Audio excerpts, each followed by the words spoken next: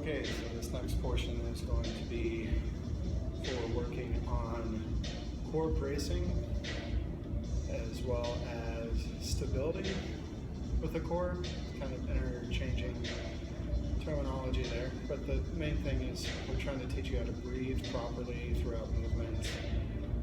This one's going to be similar position as to squatting, but it transfers over to all the other movements that we might do. There's a lot to it. Video is going to be a little long, so just watch it as many times as you need to help understand the key components. We're going to start off without the kettlebell, but it'll come into play momentarily. First, we want to set up against the wall in a laying prone position with our feet up against the wall. Sometimes it's referred to as the prone 90-90 position. So our knees are going to be bent at 90 degrees and our hips are going to be at 90 degrees. So what that's going to look like is getting close to the wall, getting set up in our squat position. From here, making sure all the things are out of your pockets. Don't leave change or your debit card for somebody to pick up after you. After that, we want to make sure that we have these 90 degrees, again, at the knees, at the hips.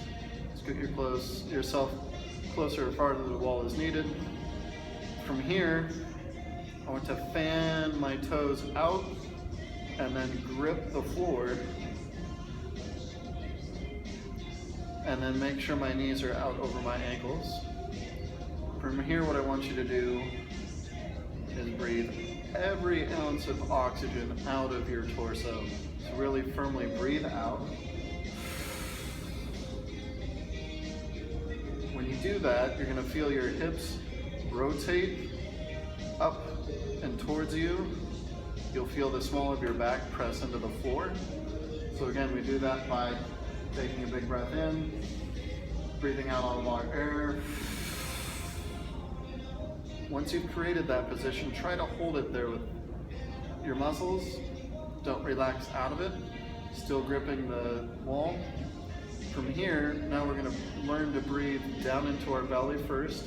A lot of us like to only breathe through our chest, but keeping that tight position with our pelvis tilt that we created by breathing out, we're going to breathe down into the hip flexors, feeling our stomach expand in 360-degree range. So when you breathe in, not only will this fill up, but you'll also feel more pressure into the floor.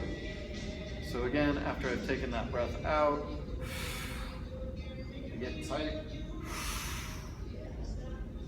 Breathe in to the stomach. Breathing out. If you're new to this is going to feel like an ab workout a little bit, but we're trying to focus on learning how to breathe correctly in our postural positions. So again, take a big breath in, bend the belly, breathe it out, breathe in, breathe it out. Notice there's a little bit of shakiness there. I'm creating a lot of tension in my torso so that whatever movement I'm doing, I'm not being pulled around by my movement. My torso is in control of what it wants to do. Okay? The next progression from this would be using a kettlebell with an overhead reach, as long as we don't let our ribs flare up, like so. Again, we gotta keep it all down. So grabbing the kettlebell up here, take that big breath out. Abs are active, big breath in, reaching overhead. Holding it for about 3 count. Exhale, pull it to the start position. Breathe in, reaching overhead. Keeping the abs engaged for a 3 count. Bring it back to here. Again, the whole time I'm doing this, I'm keeping engaged here. I feel pressure pushing down into the floor. I'm not feeling this expanse in my lower back like it's arching off the floor, creating 360 degrees of pressure around the lower part of my torso. And we're gonna apply this to bench press, to overhead press, to squatting, to deadlifting. It's gonna be helpful. And we're gonna kick some ass with it. If you also notice, I've kind of put myself in a squat position. I'm kind of teaching you how to brace for a squat in a simpler position before we go into a standing position.